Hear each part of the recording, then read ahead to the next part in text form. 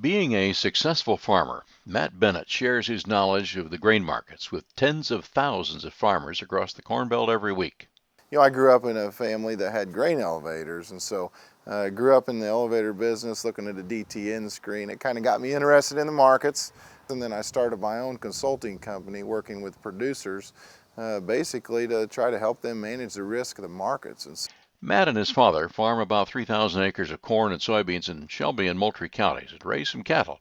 He can relate to the needs of his grain consulting clientele.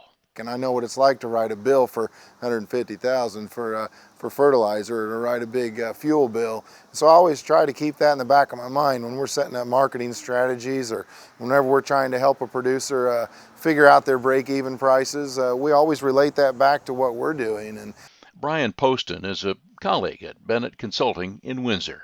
A lot of times people look for ways to turn a buck. I don't see that with him. He looks to help the farmers understand their needs, and is not looking for his own special interest, but a way to benefit them through his advice.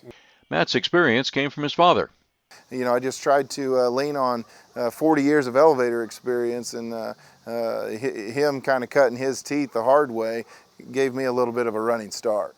And Matt is passing down that to the next generation, to his son Bo. I think trying to get him involved in the industry enough where people kind of know who he is and that he's interested in, he's really done a good job doing his part, in that he's a pretty well-spoken, pretty humble kid, and he definitely is doing a very good job with the opportunities that he's been given so far. That's our Harvest Heritage Report for today. I'm Stu Ellis for WCIA 3, your local news leader.